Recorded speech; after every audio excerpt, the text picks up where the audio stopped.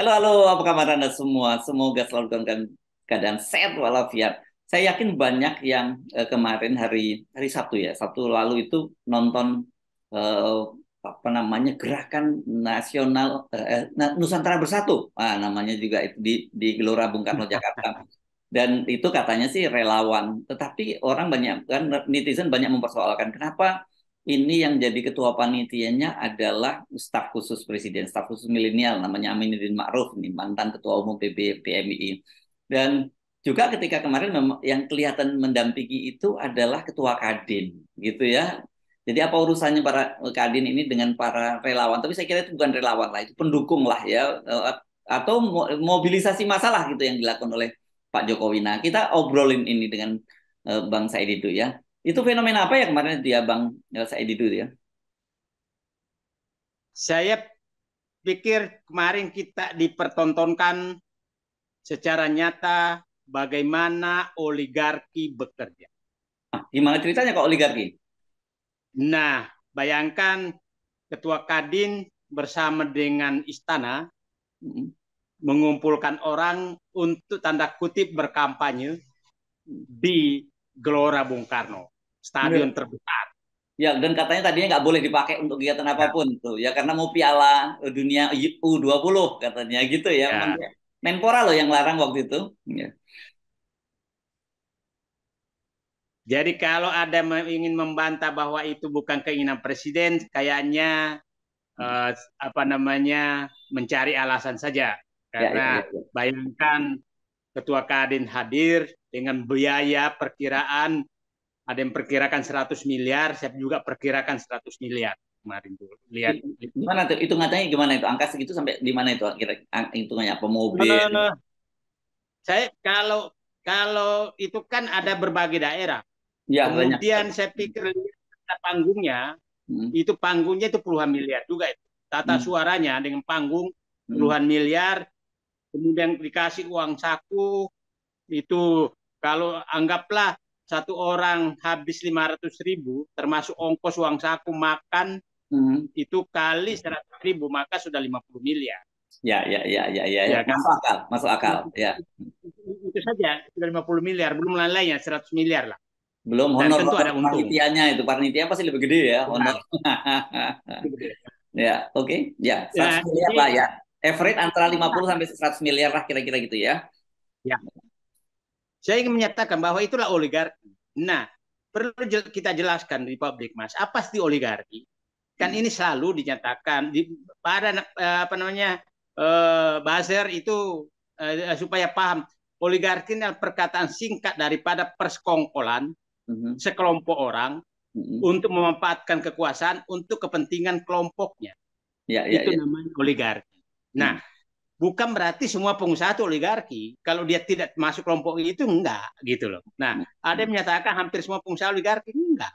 Mhm. Oligarki itu adalah apabila orang itu nah, um, uh, memanfaatkan kekuasaannya untuk kelompoknya, untuk kepentingan kelompoknya. Bagaimana oligarki ini terjadi? Begini, contoh nyata terjadi kemarin bahwa penguasa memanfaatkan pengusaha untuk mengumpulkan orang yang dikumpulkan oleh apa namanya Khusus. pendukung. Hmm. Inilah oligarki, satu mengorganisasi pendukung, satu menyiapkan uang, satu memanfaatkan panggung. Hmm. Itulah oligarki. Nah, Ya.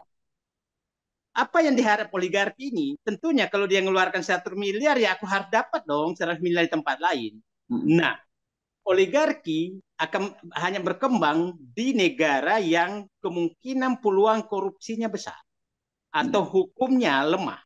Hmm. Nah, biasanya oligarki itu melakukan langkah-langkah untuk melemahkan lembaga hukum, membuat mafia hukum, membeli peraturan perundangan untuk kepentingan dia terhadap pejabat. Pejabat akan melakukan itu untuk memperpanjang kekuasaannya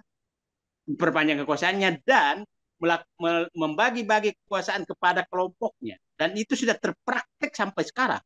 Hmm. Coba aja Mas Hersu lihat, mulai dari daerah, mulai dari kabupaten, kota, provinsi, dan lain semua ada oligarkinya. Hmm. Masih ingat kemarin HIPMI, HIPMI Di Solo ya, Munas Solo ya. Solo.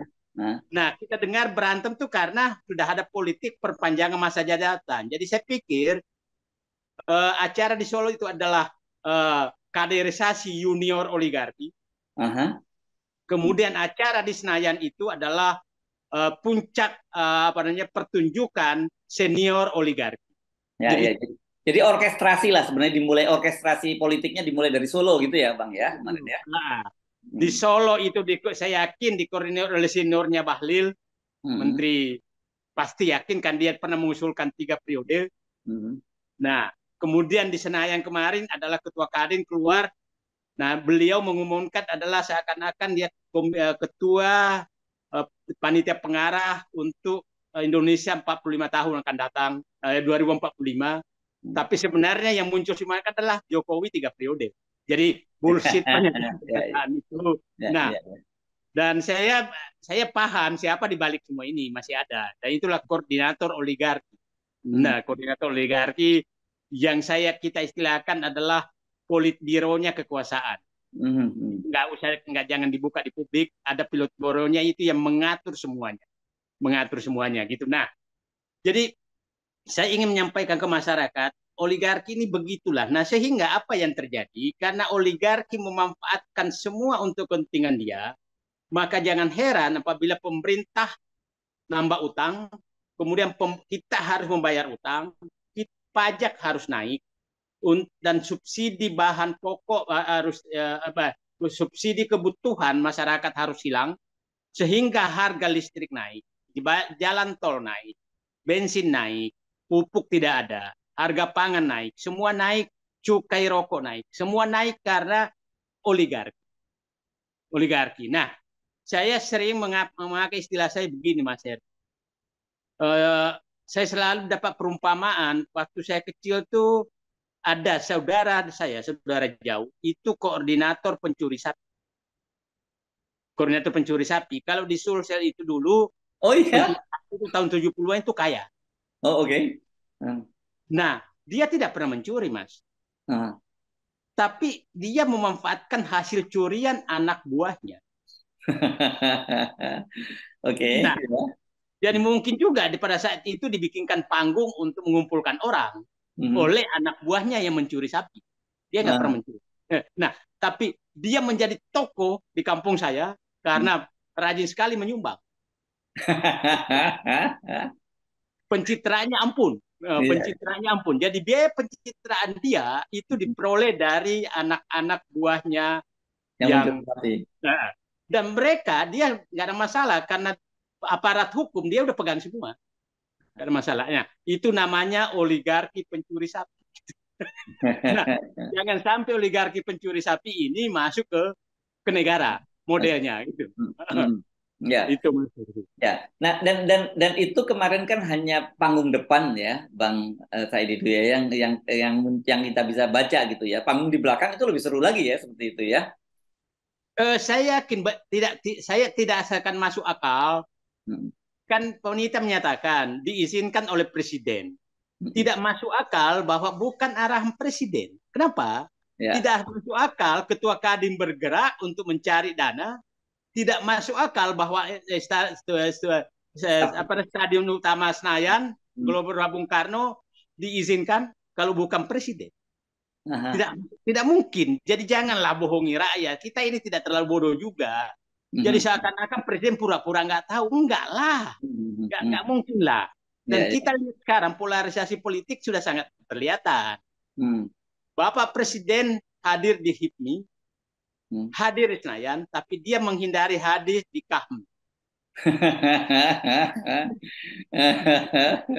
Jadi jangan lagi dibantah bahwa itu ada polarisasi. Dan menariknya sudah menyatakan bahwa ciri-ciri orang yang memikirkan rakyat telah berambut putih dan mukanya berkerut.